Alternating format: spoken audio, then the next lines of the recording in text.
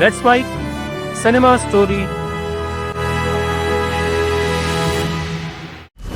इंसाफ नहीं, साफ करने आया हूं। तो भाई लोगों, पूरी दुनिया सिकंदर को हिट कराने में लगी हुई है, लेकिन उसके बावजूद भी हमारे भाईजान का सिक्का ना कुछ चल नहीं रहा है। पहले दिन मूवी ने कमाई की है 30.06 करोड़ की। देखो, ये मैं हवा में नहीं बता रही भाई, ऐसा ऑफिशियल अनाउंसमेंट करके बताया गया है। अब इसमें कितना झोल झाल है, कितना नहीं, ये तुम खुद समझदार हो। मैं तो बस तुम्हें बता रही हूँ कि भाईजान की ज्यादातर मूवीज ना पहले दिन 40 से 50 करोड़ रुपए आराम से कर लेती है, और इस बार भाईजान 30 करोड़ पर ही सिमट कर रह गए, जब पूरे इंडिया के स्क्रीन्स पर उन्होंने कब्जा कर रखा है। लेकिन अब जो होगा वो सिकंदर का मुकद्दर होगा। सिकंदर को अब तक सबसे बड़ी हिंदी फिल्म रिलीज मिली है, पता है, 5500 स्क्रीन और लगभग रोज के 22,000 प्लस शोज उनके लगे हुए हैं। उसके बाद मूवी का ये हाल है यार। पता है 2018 में रेस 3 रिलीज हुई थी। उस टाइम पर मूवी को सोशल मीडिया पर बहुत ज्यादा ट्रोल किया गया था। भाई के फैंस भी मतलब छुपने के लिए अपने लिए जगह ढूंढ रहे थे कि भैया ये क्या बना दिया, कहाँ छुपे। इस मूवी ने अपने पहले दिन पर 28.50 करोड़ रुपए कमाए थे। अब सिकंदर उसी जोन में फंस कर रह गई है। इतना ही नहीं, ये मूवी 2025 की अब तक की सबसे बड़ी ओपनर भी नहीं बन पाई। विक्की कौशल की छावा 33.10 करोड़ रुपए कमाती है। सिकंदर से अच्छी ओपनिंग ले ली थी भाई। मतलब विक्की भैया सिकंदर यानी कि सलमान भाई से आगे निकल गए हैं क्या। ईद के दिन भी भाई के लिए किसी बुरे सपने से कम नहीं है ये, कोई चाम नहीं दिखा उनका। फिल्म की एडवांस बुकिंग पहले ही फ्लॉप के सिग्नल दे रही थी। मैंने तुम्हें बताया भी था कि भाई ऐसा हो सकता है, और हो ही गया। पर यार तुम तो भाईजान के फैन हो ना यार, तुम लोग तो कमेंट्स में आके कह रहे थे ना कि सिकंदर 500 करोड़ छाप लेगी। अब सबका कॉन्फिडेंस कहाँ चला गया है यार। ये हमारे भाईजान मोहन प्यारे, हमारे सलमान भाई के लिए ना एक वेकअप कॉल है कि जाग जाओ मोहन प्यारे। अगर सोते रह गए ना तो इसका असर जीवन भर पड़ने वाला है, और कमबैक तो सपनों में ही लेना, यहां असल जिंदगी में बिल्कुल नहीं हो पाएगा।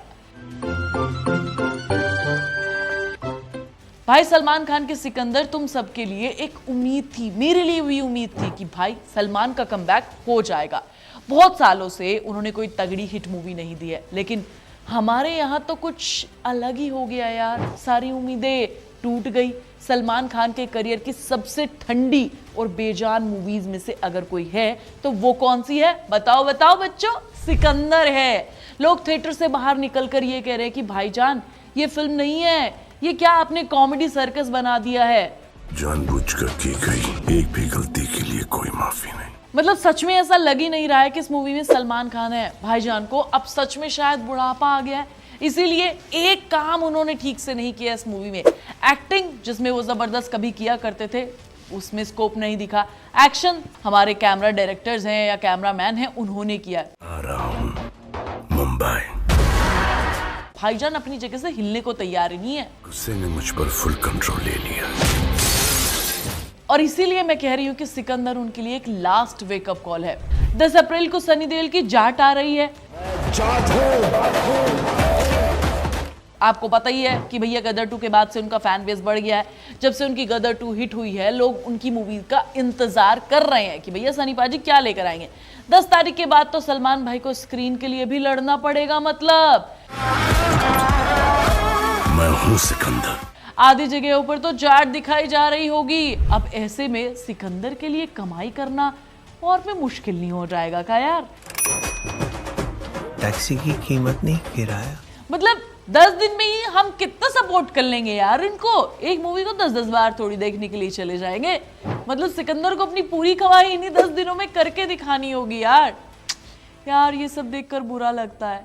अब तुम लोग ना अपने दिल पर हाथ रख के कसम खाओ, क्या तुम भाईजान को नहीं देखना चाहते? बजरंगी भाईजान जैसी एक्टिंग करते हुए, सुल्तान जैसी एक्टिंग करते हुए, या फिर वांटेड वाले सलमान खान को तुम मिस करते हो ना यार? मैं कितनी भी चलाऊं, मुझे कोई हिसाब नहीं देना पड़ता। उनका स्क्रीन प्रेजेंस एकदम दमदार था, इमोशन भरे हुए थे, एक चार्मिंग सलमान खान दिखता था। देखो यार, एक बात बताती हूँ तुम्हें, मैंने तुम्हें कहा था कि भाईजान अपनी मूवीज में इतना ज्यादा इंटरफेयर करते हैं ना, जिसकी वजह से पूरी सारी की सारी चीजें उनके हिसाब से हो जाती है, बदल दी जाती है। वाले जेल गए हैं नेता और अभिनेता भी। AR मुरुगदास इससे पहले हॉलीडे और गजनी जैसी मूवीज बना चुके हैं, आमिर खान के साथ काम किया है, अक्षय कुमार के साथ काम किया है, बट वहां पर दोनों मूवी सुपर डुपर हिट रही। लेकिन इस मूवी में सलमान खान का इम्पैक्ट AR मुरुगदास पर भी आ गया है। सलमान खान का पूरा फ्लेवर मुझे इस मूवी में दिखा है, यानी कि AR मुरुगदास अपना पूरा फ्लेवर डाल ही नहीं पाए चाहते हुए भी, और लोग उन पर बेवजह सवाल उठा रहे हैं कि भाईजान को उन्होंने धोखा दे दिया है।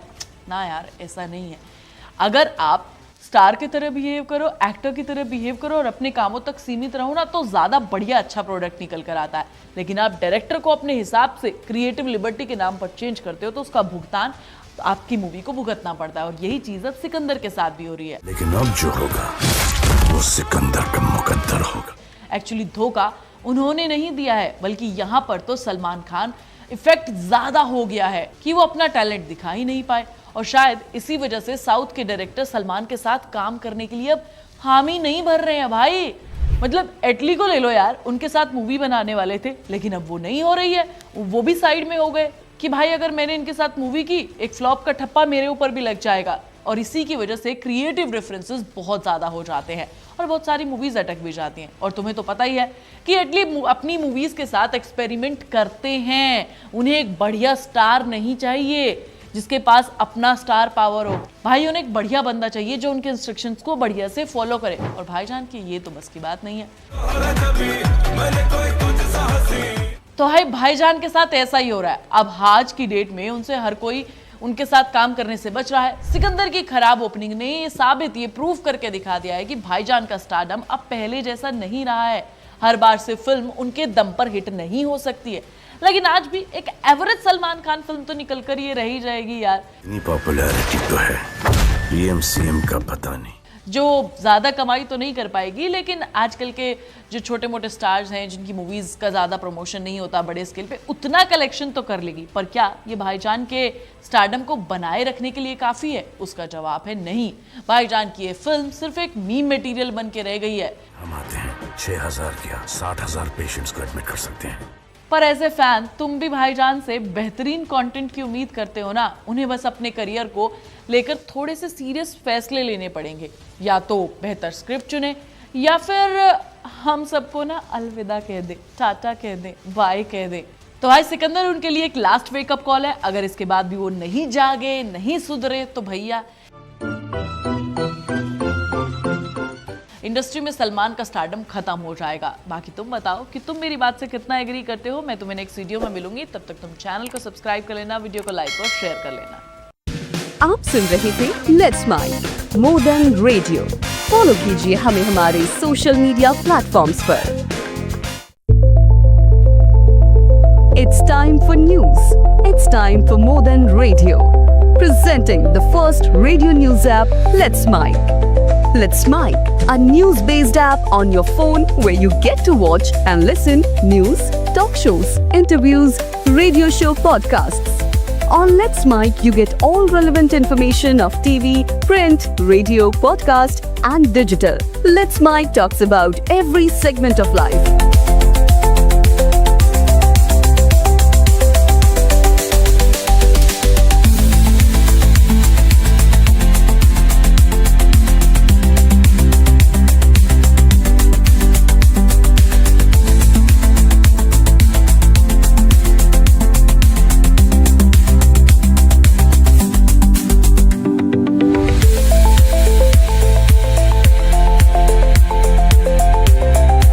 Download the app now from Play Store. Available both on Android and iOS mobile phones. Follow us on YouTube, Instagram, Twitter, LinkedIn, Facebook, Telegram, WhatsApp, Snapchat. Let's talk, let's connect, and let's mic.